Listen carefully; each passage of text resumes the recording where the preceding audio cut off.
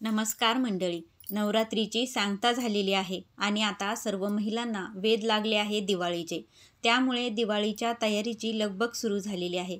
पण दिवाळीच्या आधी आश्विन महिन्याची पौर्णिमा कोजागिरी पौर्णिमा म्हणून साजरी केली जाते. वर्षभरात येणाऱ्या पौर्णिमांमध्ये कोजागिरी पौर्णिमेचे महत्त्व अनन्यसाधारण आहे. कोजागिरी पौर्णिमा ही सर्व पौर्णिमांमध्ये अतिशय महत्त्वाची मानली जाते आणि ही सर्व पौर्णिमांमध्ये सर्वात मोठी पौर्णिमा म्हणून सुद्धा ओळखली जाते. आपण या काळामध्ये जर काही सेवा केल्या तर त्या खूप प्रभावी ठरतात आणि त्या सेवेचं फळ आपल्याला खूप जलद गतीने मिळत असतं. त्यामुळे बघा, कोजागिरी पौर्णिमेचे विशेष असं महत्त्व आहे. या दिवशी माता लक्ष्मीची पूजा केली जाते. कारण बघा, माता लक्ष्मीचा जन्म हा कोजागिरी पौर्णिमेला झाला होता अशी मान्यता आहे. आता माता लक्ष्मीची उत्पत्ती ही समुद्र मंथनातून झालेली होती, पण तो हाच दिवस होता कोजागिरी पौर्णिमेचा. या पौर्णिमेला शरद पौर्णिमा म्हणून सुद्धा ओळखलं जातं. तर मंडळी, कोजागिरी म्हणजे काय? तर बघा, को म्हणजे कोण आणि गिरी म्हणजे जागत आहे. तर असा या अर्थ कोजागिरी शब्दाचा होतो. या दिवशी माता लक्ष्मी आणि भगवान विष्णू हे पृथ्वीवर भ्रमण करण्यासाठी येत असतात आणि कोण जागा आहे, कोण जागरण करत म्हणजे देवाची भक्ती करत हे ते पाहत असतात. आणि जी व्यक्ती या रात्री जागून माता लक्ष्मी आणि भगवान विष्णू यांची सेवा करतात, त्यांचं नामस्मरण करतात, मंत्रस्तोत्र म्हणतात, त्यांना भगवान विष्णू आणि माता लक्ष्मीचा भरभरून आशीर्वाद मिळतो. तर यंदा 16 ऑक्टोबरला आपल्याला 8:41 ही पौर्णिमा सुरू होणार आहे आणि त्याची सांगता ही 4:56 म्हणजेच ही 17 ऑक्टोबरला 4:56 अशी होणार आहे. म्हणजेच कोजागिरी पौर्णिमा ही आपल्याला 16 ऑक्टोबरला बुधवारी साजरी केली जाणार आहे. बघा, या दिवशी आपल्याला बुधवारीच आपल्याला कोजागिरी पौर्णिमा ही साजरी करायची आहे. तर मंडळी, ही कोजागिरी पौर्णिमा सर्व पौर्णिमांमध्ये अतिशय अशी महत्त्वाची आहे आणि ही पौर्णिमा विशेष मानली जाते. कशासाठी? तर माता लक्ष्मी आणि भगवान विष्णू यांची कृपा आपल्यावर करून घेण्यासाठी. तर बघा, माता लक्ष्मीला खूप चंचल असं चंचला म्हटलं आहे आणि माता लक्ष्मीची जर आपण सेवा केली तर ती आपल्या घरामध्ये अगदी स्थिर रूपामध्ये राहते. आणि जर आपण जास्त काळ माता लक्ष्मीला थांबवू शकत नाही, त्याचं कारण म्हणजे मी तुम्हाला आधी सांगितलं की माता लक्ष्मी ही स्वभावाने खूप चंचल आहे. त्यामुळे माता लक्ष्मीला एकाच ठिकाणी आपण थांबवून ठेवणं हे खूप अवघड होऊन जातं. हे आपल्या आपण जे संसाररूपी जे मनुष्य जे आहेत किंवा कुटुंब आहेत, तर त्यांना हे माता लक्ष्मीला एका ठिकाणी थांबवून ठेवणं हे खूप कठीण होऊन जातं. तर अशा वेळेस आपण जेव्हा ज्या घरामध्ये बघा भगवान विष्णूंची सेवा केली जाते, त्या घरातून माता लक्ष्मी कधीही काढता पाय घेत नाही. कारण बघा, माता लक्ष्मीला भगवान विष्णूंची सेवा ही खूप प्रिय आहे. त्यामुळे आपण एक अशी आपल्या देवघरामध्ये आपल्याला अशा काही वस्तू आणायच्या आहेत की बघा, आपण ह्या कोजागिरी पौर्णिमेपासून आपण जर काही सेवांना जर सुरुवात केली तर आपला खूप म्हणजे आपण बघा पुढच्या वर्षीच्या कोजागिरी पौर्णिमेपर्यंत तुम्हाला तुमच्या घरामध्ये खूप काही असे बदल झालेले दिसतील. तुमची आर्थिक संकटं सर्व मिटलेली असतील. तर बघा, मी तुम्हाला आजच्या व्हिडिओमध्ये एक एक करून मी तुम्हाला अशा वस्तू सांगणार आहे. जर त्या तुमच्या देवघरामध्ये जर त्या नसतील तर तुम्ही नक्कीच या कोजागिरी पौर्णिमेच्या मुहूर्तावर तुम्ही म्हणजे कोजागिरी पौर्णिमेच्या आधी आणून घ्यायच्यात आणि त्या कोजागिरी पौर्णिमेच्या मुहूर्तावर तुम्हाला त्या आपल्या देवघरामध्ये स्थापन करायच्यात. तर बघा मंडळी, आपण एक एक करून जाणून घेऊयात की ते अशा कोणत्या वस्तू आहेत. पण त्यापूर्वी जर तुम्ही अजूनपर्यंत चॅनलला सबस्क्राईब केलं नसेल तर आवर्जून सबस्क्राईब करा आणि ही जर माहिती आवडल्यास व्हिडिओला एक लाईक नक्की करा आणि व्हिडिओ पाहत असताना कमेंटमध्ये जय लक्ष्मी माता लिहायला विसरू नका. चला तर मंडळी, लगेचच वेळ न घालवता व्हिडिओला सुरुवात करते. तर मंडळी, आपल्याला आपल्या देवघरामध्ये एक मुख्य अशी लागणारी वस्तू म्हणजे सर्वात पहिले तर आपल्याला आपल्या देवघरामध्ये माता लक्ष्मी भगवान विष्णूंचे पाय चेपतानाचा फोटो आणायचा आहे आणि तो फोटो आपल्या देवघरात ठेवून आपल्याला त्याची पूजा करायची आहे. बघा, आता आपल्या हिंदू धर्मामध्ये आपण अनेक देवतांची पूजा करतो आणि त्यांचे स्वतःचे विशेष असं महत्त्व आहे आणि आपल्या हिंदू धर्मातील प्रत्येक देवतेशी संबंधित पौराणिक अशी एक कथा आहे. तर बघा, हा फोटो आपल्या देवघरामध्ये का बरं लावावा याच्या मागचं आपण आधी कारण जाणून घेऊयात. तर मंडळी बघा, आपण जेव्हा भगवान विष्णू हे आराम मुद्रेत असतात, म्हणजे ते आराम करतात, निद्रा अवस्थेत असतात, तर अशा वेळेस माता लक्ष्मी हे त्यांचे पाय चेपत असते. तर बघा, आपण जर आपल्या घरामध्ये या फोटोची जर आपण पूजा केली तर अर्थातच आपलं ते देवत्व त्या फोटोमध्ये ते निर्माण होणार आहे. आणि मी तुम्हाला आधी पण सांगितलं की माता लक्ष्मी ही स्वभावाने अतिशय चंचल आहे आणि ती एका ठिकाणी जास्त काळ ही थांबू शकत नाही.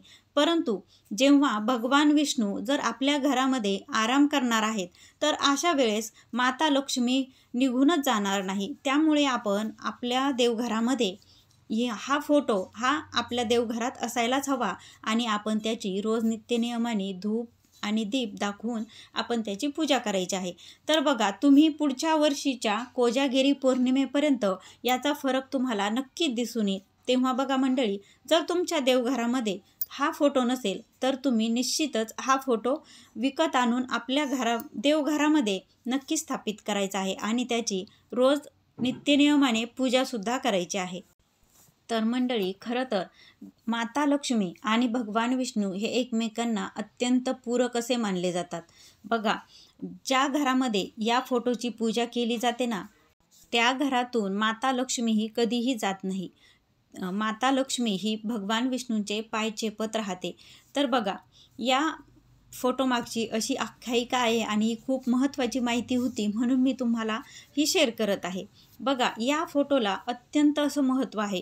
जर तुमच्याकडे माता लक्ष्मीचा फोटो असेल किंवा मूर्ती असेल तरीसुद्धा तुम्ही हा फोटो विकत आणायचा आहे. कारण बघा, आपल्याला कोजागिरी पौर्णिमेला आणि दर पौर्णिमेला सुद्धा परत आपण शुक्रवारी, गुरुवारी या फोटोची म्हणजे विष्णू गायत्री मंत्र असू द्या किंवा लक्ष्मी गायत्री मंत्र असू द्या, तर आपण याच्यावर सेवा केली पाहिजे आणि याची आपण नित्यनियमाने पूजासुद्धा केली पाहिजे. आणि हा फोटो आपल्याला लक्ष्मीपूजनाच्या वेळेससुद्धा हा फोटो पाहिजेच असतो. त्यामुळे हा फोटो तुम्ही नक्की घेऊन या. त्यानंतर बघा मंडळी, सर्वात महत्त्वाची दुसरी वस्तू म्हणजे आपल्या देवघरामध्ये श्रीयंत्र असावं. हे यंत्र भगवान विष्णू आणि माता लक्ष्मी यांचं आसन आहे. तेव्हा जर तुमच्या देवघरात तुम्ही अजून श्रीयंत्र घेतलं नसेल तर आवर्जून तुम्ही या दिवशी म्हणजे कोजागिरी पौर्णिमेच्या आधी आपल्याला श्रीयंत्र आणून आपल्याला कोजागिरी पौर्णिमेच्या दिवशी आपल्याला ते घरी स्थापित करायचं आहे. बघा, तुमच्यापैकी बऱ्याच ताईंकडे किंवा दादांच्या घरी हे श्रीयंत्र असेलही आणि त्याची तुम्ही नित्यनियमाने पूजासुद्धा करत असाल. म्हणजे यांना नव्याने बघा, ज्यांच्याकडे श्रीयंत्र आहे त्यांना हे सांगण्याची गरज नाही की श्रीयंत्राचे काय काय फायदे आहेत. तर त्यामुळे बघा, पण ज्यांच्याकडे नाही आहे, ज्या ताईंच्या घरी श्रीयंत्र नाही, तर अशांनी काय करायचं आहे, तर आधीच आपल्याला कोजागिरी पौर्णिमेच्या आधी श्रीयंत्र नवीन आणून आपल्याला कोजागिरी पौर्णिमेच्या दिवशी आपल्याला त्याची स्थापना करायची आहे. बघा, याबद्दलचा एक डिटेल व्हिडिओ मी नक्कीच लवकरात लवकर घेऊन येईल की श्रीयंत्राची स्थापना योग्य प्रकारे आपण विधिवत कशा प्रकारे करू शकतो. तर बघा, तर मी तुम्हाला आता फक्त त्या श्रीयंत्राचं तुम्हाला महत्त्व सांगते. तर आपल्याला देवघरामध्ये त्याची स्थापना करायची, तर श्रीयंत्र का आणायचे? बघा, त्याचं खूप महत्त्व आहे. ज्या घरामध्ये श्रीयंत्राची स्थापना केली जाते त्या घरामध्ये अष्टलक्ष्मी वास करतात. तसेच आपल्याला व्यवसायात यश मिळतं, समृद्धी, आर्थिक बळ मिळतं आणि कौटुंबिक सुखाची प्राप्ती होते. तसेच श्रीयंत्राच्या ठेवण्याने वातावरण पवित्र आणि शुद्ध राहते. तसेच आपल्याला मनशांती करण्यासाठी जसं वातावरण पाहिजे म्हणजे सकारात्मक ऊर्जा आपल्या घरात ह्या श्रीयंत्राची आपण पूजा केल्याने किंवा श्रीयंत्र आपल्या घरात स्थापित केल्याने घरामध्ये निर्माण होतात. आपण जर श्रीयंत्राची पूजा केली तर आपल्याला आर्थिक संपन्नता, समृद्धी आणि एकाग्रता प्राप्त होते आणि अनेक असे त्याचे फायदे आहेत. ज्यांच्या घरामध्ये श्रीयंत्र अजून आणलेलं नाही अशांनी नक्की या दिवशी म्हणजे कोजागिरी पौर्णिमेच्या आधी आपल्याला श्रीयंत्र हे विकत आणायचं आहे आणि त्याची आपल्याला कोजागिरी पौर्णिमेच्या दिवशी आपल्याला त्याची स्थापना करायची आहे. कारण बघा, हा दिवस अतिशय शुभ आहे असं म्हणतात. या दिवशी माता लक्ष्मीचा जन्मसुद्धा झालेला आहे. म्हणजेच मी तुम्हाला व्हिडिओच्या सुरुवातीलाच सांगितलं की या दिवशी समुद्र मंथनातून माता लक्ष्मी ही प्रकट झाली होती, असा या मागची आख्यायिका आहे. तसेच या दिवशी माता लक्ष्मी आणि भगवान विष्णू हे पृथ्वीवर भ्रमण करण्यासाठी येतात. तर तेव्हा ते पाहतात की कोणत्या घरामध्ये कोण व्यक्ती कोणी झोपलेलं आहे का किंवा कोण जागं आहे. आणि या विशेष दिवशी बघा, मंत्रोपचार जर आपण भगवान विष्णू आणि माता लक्ष्मी यांची जर सेवा केली तर त्यांचा आपल्याला भरभरून हा कृपा आशीर्वाद मिळत असतो. तर बघा, त्यानंतरची आपल्याला सर्वात महत्त्वाची वस्तू म्हणजे ज्यांच्या घरामध्ये जर कमळगट्ट्याची माळ नसेल तर त्यांनी या दिवशी नक्की आणायची आहे. तर बघा, कमळगट्ट्याची माळ आपल्याला का बरं आणायची, म्हणजे ती कशी असावी? तर पहिली गोष्ट तर 108 मण्यांची कमळगट्ट्याची माळ असते आणि आता 27 मण्यांची किंवा तुम्हाला 40 मण्यांची सुद्धा कमळगट्ट्याची माळ ही कुठल्याही जिथे देवांचं पूर्ण सामान मिळतं तर अशा ठिकाणी तुम्हाला त्या शॉपवर नक्की ही कमळगट्ट्याची माळ मिळून जाईल. तर बघा, कमळगट्ट्याच्या माळेचं महत्त्व अतिशय आहे आणि कमळगट्ट्याची माळ ही म्हणजेच कमळाच्या बियांची माळ, त्यालाच कमळगट्ट्याची माळ असं म्हटलं जातं. तर कमळगट्ट्याची माळ ही माता लक्ष्मीला अतिशय प्रिय आहे. बघा, तुम्ही असं नेहमी फोटोमध्ये पाहत असाल की माता लक्ष्मी ही कमळावर बसलेली असते, तेव्हा कमळ हे माता लक्ष्मीला अतिशय असं प्रिय आहे. आणि रोज आपण बघा, भगवान विष्णू आणि माता लक्ष्मीची जेव्हा पूजा करतो तर आपल्याकडून रोज शक्य आहे का की आपण त्यांना रोज एक कमळाचं फूल वाहावं? तर नाही ना.